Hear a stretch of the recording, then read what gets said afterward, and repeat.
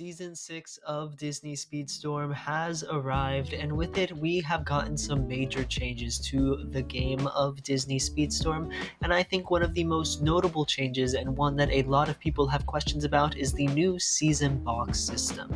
Now, for those who did not know, in all of the previous 5 seasons of Disney Speedstorm, there was a seasonal box where pretty much all of the new seasonal characters and crew members will be bunched up into one single box that you could either buy for 500 tokens or one seasonal box credit.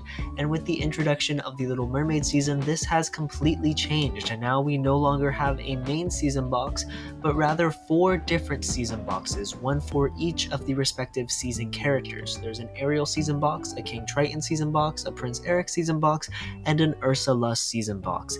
And in this video, I'm going to tell you which of these 4 season boxes you should be spending your hard-earned tokens and box credits on in order to maximize your progression in Disney Speedstorm. So without further ado, let's hop into it. Now, I think when you're considering which season box to purchase, there's a couple different areas that you want to take a look at it from. And I'm going to start with the most general and the one that I think most players will want to decide on, and that is how to maximize your progression. Now, for those who do not know, the season tour has been getting increasingly more and more difficult, and we actually have some pretty crazy hard objectives this season that you might want to start preparing for. And these crazy hard objectives are the fact that you need Prince Eric and King Triton at level 40 in the final chapter, and Princess Ariel at level 35 in the final chapter. And this is going to require you to have a 4-star Prince Eric and King Triton and a 3-star Ariel. And thanks to this very helpful chart from Intelligent Tart over on the Disney Speedstorm Reddit, we can see exactly how many shards you're going to be getting for all 4 of the Little Mermaid racers outside of their seasonal boxes. So taking a look at Ariel, you will get 60 total shards from her from the Golden Pass, making her final star level outside of her season boxes and at star level 2. Prince Eric, you will get 76 shards from him from various season tour chapters and the Golden Pass, and you'll be able to get him up to star level 3. King Triton, you will get 45 shards from both one node in the season tour and the Tales of the Sea King time limit event, making his final star level end at level 2. And then Ursula, you will get 36 shards for, and she will end at star level 2. Now, right away, I'm going to say spending a lot of tokens on Ursula's season box is not going to be worth it. From a progression and season tour standpoint, it's just not worth it. So to talk a little bit more about that, in Prince Eric and King Triton season boxes, there is a 40% chance to pull shards from their respective boxes. From Ariel, there is a 20% chance, and I think from Ursula's, it's a pretty safe bet that it's going to be a 10% chance to pull her shards. So when you're opening Ursula's box, you're going to be getting less shards for her, and on top of that, she isn't required for any races in the season tour, so really, if you're looking at it from a season tour and progression point of view, there's just no real good reason to spend tokens on Ursula's boxes. Now moving in, that leaves 3 racers left: Ariel, Prince Eric, and King Triton. And I think the answer is actually not super clear. I don't think there's one single racer that you should be buying boxes for. Rather, I think you should be dividing them between King Triton and Ariel. And there's a couple reasons for this. Well, one, Prince Eric is giving the most shards out of Ariel, King Triton, and Eric. He is giving you 76 shards, while Ariel will only give you 60, and King Triton will only give you 45.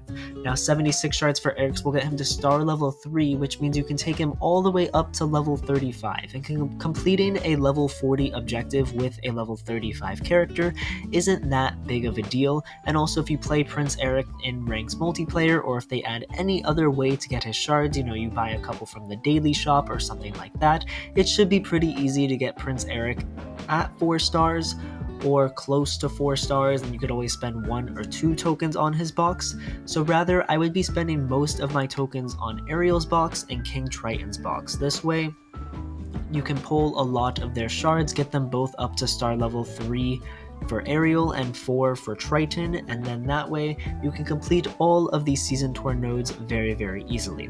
So to answer the question which season box you should buy, well, from a progression standpoint, I would go with mostly Triton and Ariel and a little bit of Eric dabbled in there until you get Eric and Triton to 4 stars and Ariel to 3 stars. And then after that, you can really buy whoever you want.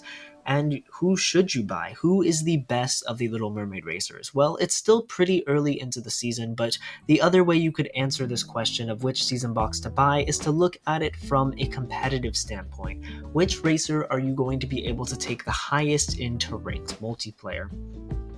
And well, honestly, I think the answer is pretty equal across all three of the Little Mermaid racers.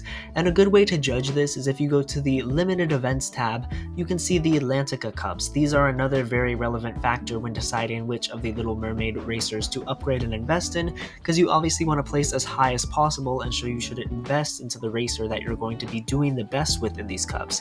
And if you scroll down the leaderboard and take a look at all of the players on it, there is a pretty healthy mix of King Tritons, Erics, and Ariels all across the board.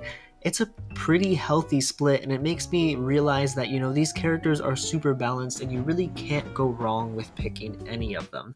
But again, much like the season tour, it seems that Ariel and King Triton are going to be a lot more prevalent, so I would stick with the same methodology of the season tour and invest in mostly King Triton or Ariel, and probably King Triton, just because you're going to be getting more bang for your buck, if that makes sense. Yes, Ariel shards are more valuable than Eric's and Triton shards, but you're going to be getting half as many Ariel shards as you are Triton and Eric, and I think that is an extremely relevant point to consider and leads me into the last deciding factor that you should have. So in terms of season tour, invest in Ariel and Triton with a little bit of Eric. In terms of competitiveness, the same thing, mostly Triton and Ariel, and a little bit of Eric, that's how I would rank their competitiveness. And then finally, which box are you going to get the most progression from? And because King Triton and Prince Eric are going to be giving you a 40% drop chance for their shards, you're going to be getting a lot more of those character shards than you are Ariel's. Now, there is a little side note to consider here, which is the fact that because Ariel has a 20% lower drop chance, you'll be getting less crew members from Prince Eric's and King Triton's box. So if you're more interested in leveling up the Little Mermaid crew members, then maybe you might want to focus on Ariel a little bit more. But if you're just trying to maximize progression on specific racers, I would say go with King Triton.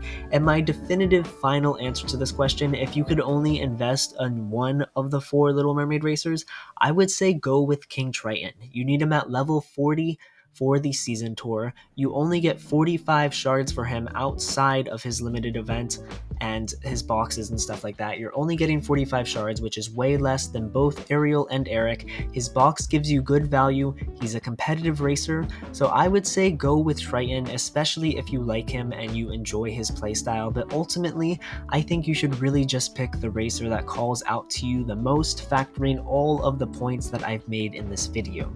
But let me know if this video was helpful, if you guys have any other questions in the comments below, and I will catch you all in the next video. Thank you guys so much for watching. Peace out.